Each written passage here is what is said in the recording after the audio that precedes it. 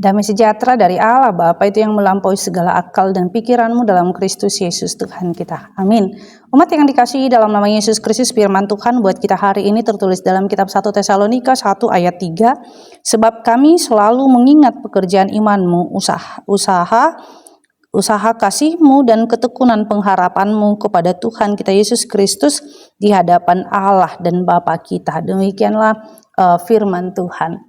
Jadi kitab 1 Tesalonika ini adalah kitab yang dituliskan oleh Paulus kepada jemaat Tesalonika ketika mereka menghadapi banyak sekali tantangan kehidupan. Di antaranya adalah ketika banyak penyembahan berhala, penganiayaan, dan juga bagaimana mereka menjadi teladan bagi semua orang. Tentu pada saat penyembahan berhala itu ketika Paulus menjelaskan tentang kekuatan Roh Kudus, tentang Allah itu sendiri, mereka banyak beralih menjadi percaya kepada Allah. Yang kedua, mereka menghadapi penganiayaan terhadap keimanan mereka, tetapi mereka tetap setia kepada Allah dan belajar untuk menjadi teladan di dalam iman kepada setiap orang. Oleh karena itu, firman Tuhan ini Paulus mengingatkan bahwa sebab kami selalu mengingat pekerjaan imanmu.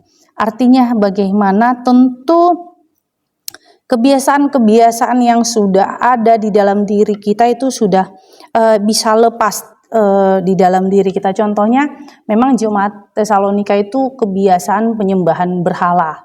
Pagi-pagi sudah memberikan sesajen kepada berhala. Nah, itu kan kebiasaan yang sudah turun-menurun dari nenek moyang. Sama seperti mungkin kebiasaan untuk merokok itu sangat susah untuk diperbaiki. Tetapi kalau ada kemauan sih pasti bisa. Nah, disinilah bagaimana Paulus mengingat mereka memang mereka berusaha dengan kasih untuk meninggalkan penyembahan berhala itu dan percaya kepada Tuhan. Kemudian mereka belajar untuk tekun di dalam pengharapan, dalam penganiayaan. Artinya mereka dikejar-kejar para preman-preman di pasar, dikejar-kejar pemerintah, tetapi mereka tetap tekun di dalam pengharapan mereka bahwa suatu hari mereka akan aman untuk beribadah.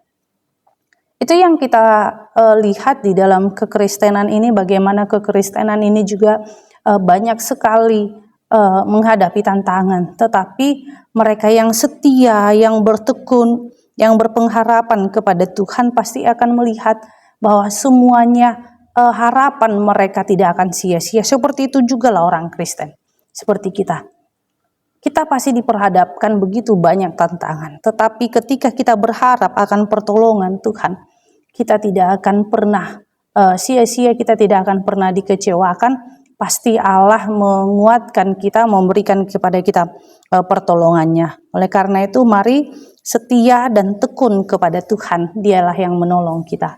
Amin, kita bersatu dalam doa. Terima kasih Tuhan Yesus buat anugerah-Mu.